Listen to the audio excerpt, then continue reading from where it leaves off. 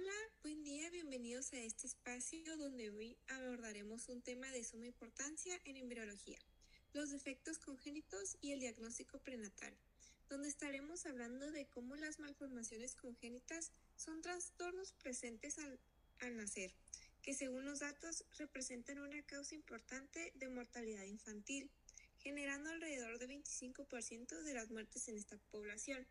Pero lo más crucial es que muchas se pueden prevenir.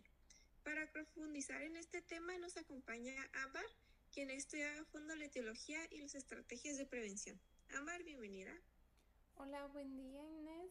Es un tema que efectivamente combina una gran complejidad médica con un mensaje muy esperanzador, el de la prevención. Comenzaremos por lo básico. ¿Podrías explicarnos qué son las malformaciones congénitas y qué tipos principales existen más allá de los estructurales?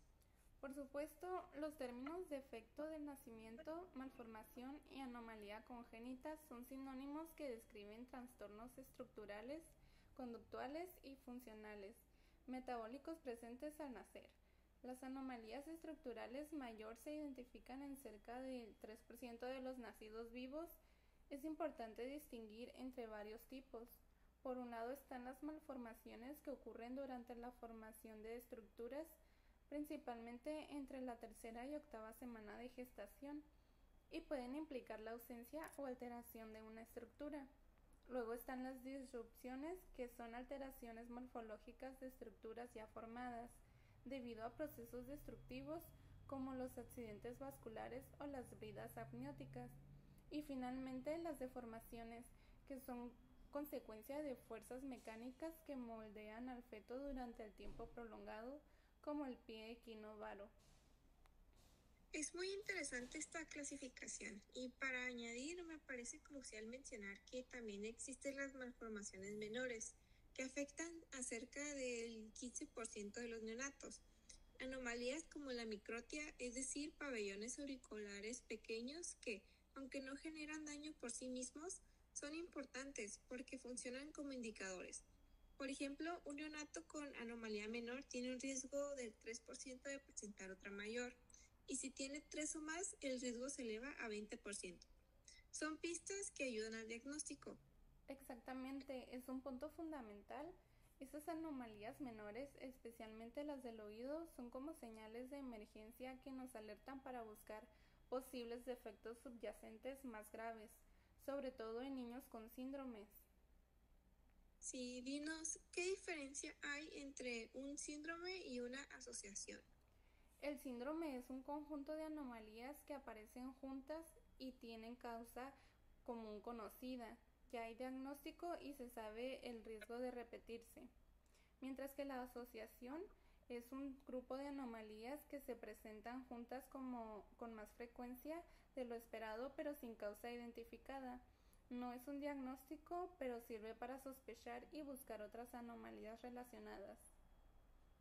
Sí, claro. Un ejemplo es la asociación bacterial, que son anomalías vertebrales, atrasia anal, defectos cardíacos, fístula traqueoesofágica, anomalías renales y defectos en las extremidades, que nos conducen a la búsqueda de otras pertenecientes al grupo. Ahora, la gran pregunta es, ¿por qué se producen los defectos congénitos y qué factores intervienen?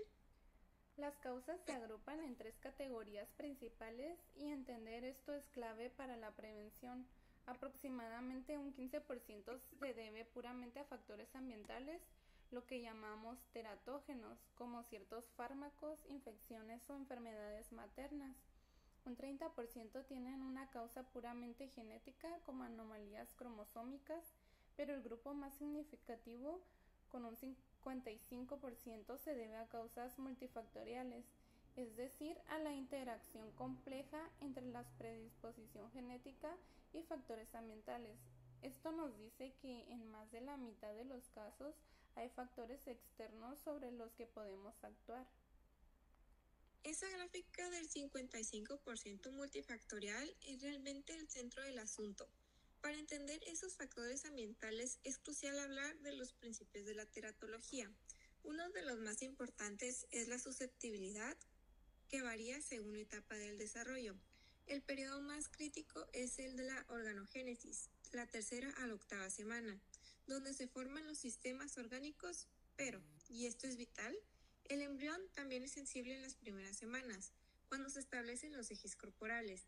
Incluso después de la octava semana, el cerebro sigue siendo susceptible. Por eso se dice que no existe un momento de la gestación completamente seguro. También mencionaste las enfermedades maternas. ¿Qué me puedes decir de ellas? Sí, por ejemplo, algunos de los trastornos metabólicos en mujeres diabéticas determinan una incidencia alta de óbito fetal, muertes neonatales, neonatos macrosómicos y malformaciones congénitas. El riesgo de estas anomalías en neonatos de mujeres con diabetes pregestacional, la que se diagnostica antes del embarazo, es de 3 a 4 veces que el de los recién nacidos, cuyas madres no la padecen. Ujú. Agregando un comentario, voy a decir que los factores responsables de estas anomalías no se han identificado y la evidencia sugiere que las concentraciones alteradas de glucosa desempeñan algún papel y que la insulina no es teratogénica. Siguiendo y hablando sobre estas enfermedades maternas, ¿qué me puedes decir de las deficiencias nutricionales en la madre? Las deficiencias nutricionales, especialmente de vitaminas y minerales, pueden causar problemas graves en el desarrollo del feto. Por ejemplo, la falta de yodo puede provocar cretinismo, afectando el crecimiento físico y mental. Además, puede alterar la expresión de ciertos genes, aumentando el riesgo de defectos congénitos y enfermedades como el cáncer en la vida posterior. En general, una mala nutrición materna antes y durante el embarazo se asocia con bajo peso al nacer, defectos congénitos y un mayor riesgo de trastornos mentales como la esquizofrenia. ¿Y qué me podrías decir de los anticonceptivos orales? ¿Son peligrosos si se siguen usando en el embarazo y en mujeres que no se dan cuenta que están embarazadas? Las píldoras anticonceptivas que contienen estrógenos y progestágenos parecen tener un potencial teratogénico bajo. No obstante, debido a que otras hormonas como el DES producen anomalías, el uso de anticonceptivos orales debe suspenderse si se sospecha embarazo. Viendo que estamos hablando de la madre y de algunas enfermedades, voy a hablar un poquito sobre la obesidad. La obesidad previa al embarazo se relaciona con la duplicación del riesgo de tener un neonato con algún tipo de defecto en el cierre del tubo neural. La etiología del fenómeno no se ha identificado, pero pudiera vincularse con las alteraciones del metabolismo materno relacionadas a la glucosa, la insulina y otros factores y del defecto cardíaco. La obesidad previa al embarazo también intensifica tener el riesgo de un recién nacido con una onfalocele y anomalías congénitas múltiples. Pero podemos inducir que la parte del padre también puede prevenir algunas malformaciones congénitas. Sí, diversos estudios han indicado que la exposición a sustancias químicas como la radiación pueden causar mutaciones en las células germinales masculinas. También la ocupación paterna y exposiciones ambientales a mercurio, plomo, solventes, alcohol y tabaquismo están relacionados con el aborto espontáneo, el bajo peso al nacer y los defectos congénitos. Además, la edad paterna avanzada aumenta el riesgo de ciertos tipos de defectos congénitos estructurales, síndrome de Down y mutaciones autosómicas dominantes de novo, la cual es un cambio genético nuevo, no hereditario, en un cromosoma no sexual que es tan potente que con una sola copia es suficiente para causar una condición específica. Sí, retomando sobre la mención de los factores ambientales, ¿cuáles son algunos de los más significativos? La lista es amplia, hay agentes infecciosos, agentes físicos, químicos y teratógenos relacionados con las hormonas. Sobre los agentes infecciosos, ¿cuáles son o qué consecuencias pueden tener? Se encuentran en distintos virus. Los defectos congénitos debido a la rubiola durante el embarazo solían ser un problema importante hasta que la aplicación amplia de las vacunas ha eliminado las malformaciones congénitas por esta causa. El citomegalovirus es una amenaza grave ya que la madre carece de síntomas, pero los efectos sobre el feto pueden ser devastadores. Aunque algunos neonatos son asintomáticos al nacer, pero desarrollan anomalías más tarde como pérdida auditiva, disfunción visual y discapacidad intelectual.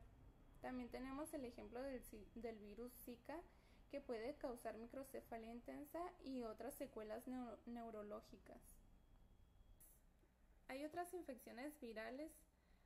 Por ejemplo, al parecer no se producen malformaciones tras la infección materna por virus de sarampión, parotiditis, hepatitis, poliomielitis, hechovirus, virus Coxsackie o influenza, pero algunas de estas infecciones pueden desencadenar aborto espontáneo o muerte fetal, o bien transmitirse al feto. Por ejemplo, el virus Coxsackie B puede inducir incremento del aborto espontáneo, en tanto sarampión y parotiditis pueden provocar aumento de las tasas de muerte fetal temprana y tardía, así como sarampión y parotiditis neonatales. En la hepatitis B existe una tasa elevada de transmisión al feto que desarrolla hepatitis intrauterina y neonatal, mientras los virus de la hepatitis A, C y E rara vez se transmiten por vía transplacentaria. Los hechovirus parecen no generar daño al feto. De igual modo, no existe evidencia de que la vacunación contra cualquier de estas enfermedades dañe el feto. También el virus del herpes simple, la varicela y la toxoplasmosis pueden causar defectos congénitos. Especificando un poco en la toxoplasmosis, que viene del parásito Toxoplasma gondii y se puede encontrar en carne mal cocida, heces de animales domésticos, en particular de gatos y suelo contaminado con heces. Y una característica peculiar de la infección fetal son las calcificaciones cerebrales. Y otras características que pueden ocurrir al momento del nacimiento son microcefalia, una cabeza pequeña, macrocefalia, una cabeza grande, o hidrocefalia, el crecimiento del líquido cefalorraquídeo adentro del cerebro. Ahora, los agentes químicos antes mencionados, ¿cuáles son o qué consecuencias pueden tener? En cuanto a fármacos, la historia de la talidomina es emblemática, causando defectos graves en las extremidades como la focomelia. La aminopterina puede causar anencefalia, hidrocefalia, labio y paladar hendidos.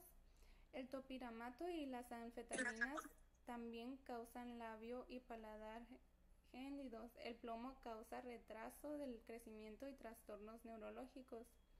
Hoy medicamentos como la isotretinoína para el acné son altamente teratogénicos.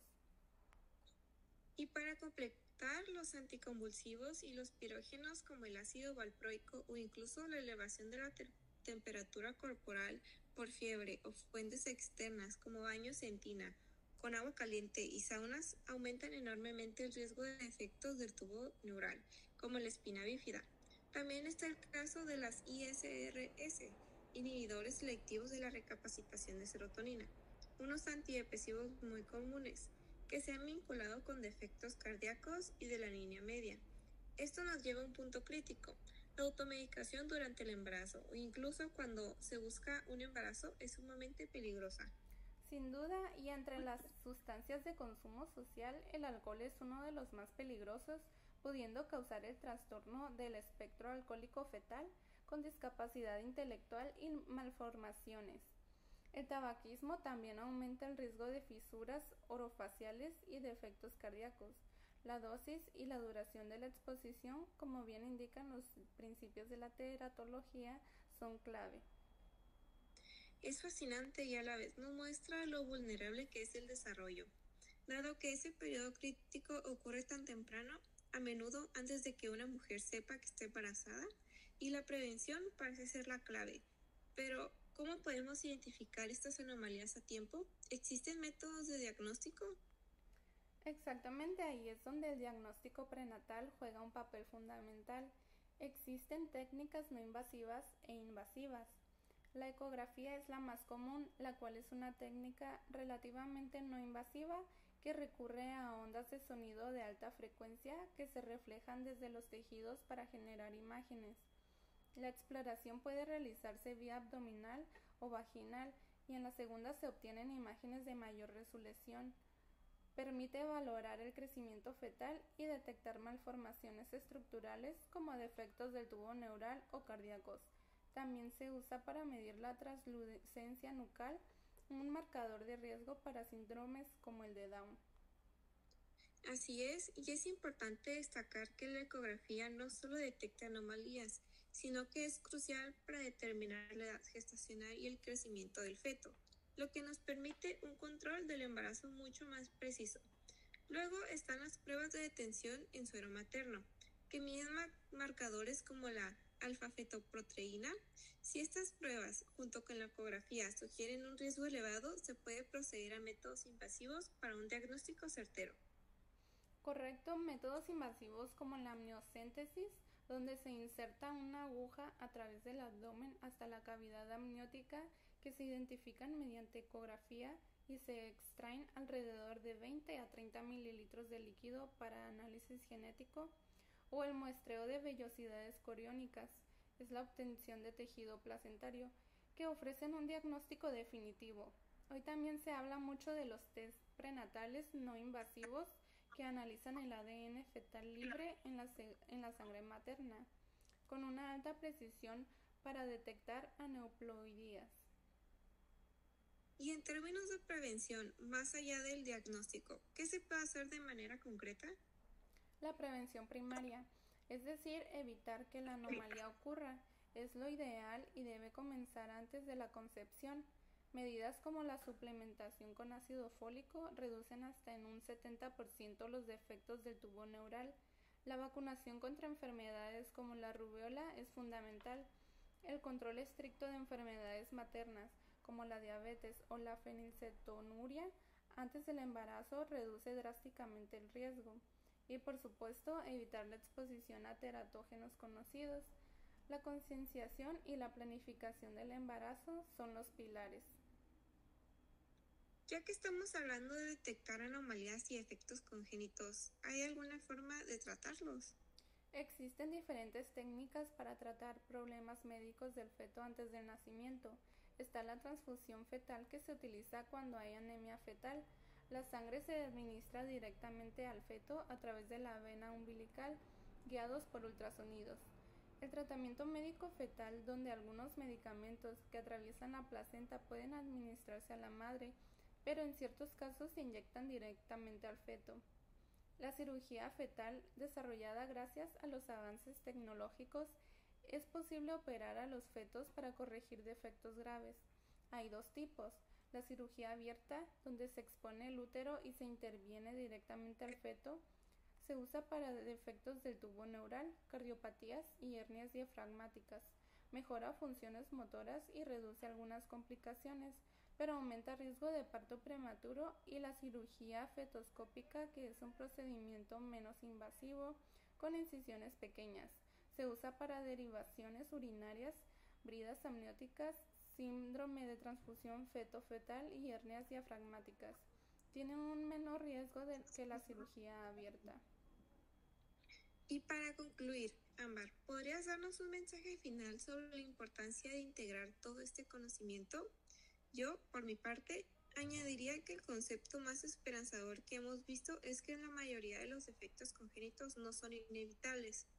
El hecho de que un 55% sean multifactoriales y que existan herramientas de prevención primaria y diagnóstico prenatal nos sitúa en un lugar de mucha responsabilidad, pero también de mucho poder.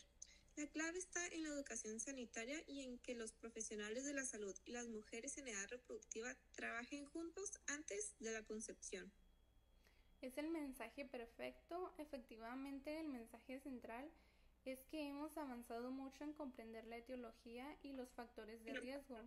Esto nos empodera para pasar de ser espectadores a actores proactivos en la salud fetal. Conocer los periodos críticos, los teratógenos y los métodos disponibles convierte lo que podría ser una fatalidad en una posibilidad de intervención y esperanza. La planificación y la concienciación lo son todo. No podría estar más de acuerdo. La integración del conocimiento sobre la etiología y los factores de riesgo, la prevención y el diagnóstico prenatal es sin duda la herramienta más poderosa para enfrentar este desafío. Ámbar, muchísimas gracias por la entrevista y por compartir esta valiosa información con nosotros. Gracias a ti, Inés, por generar espacios para hablar de estos temas tan importantes del libro de Lachman, Embriología Médica, edición 15, y por complementar la información de una manera tan clara. Muchas gracias a todos por su atención.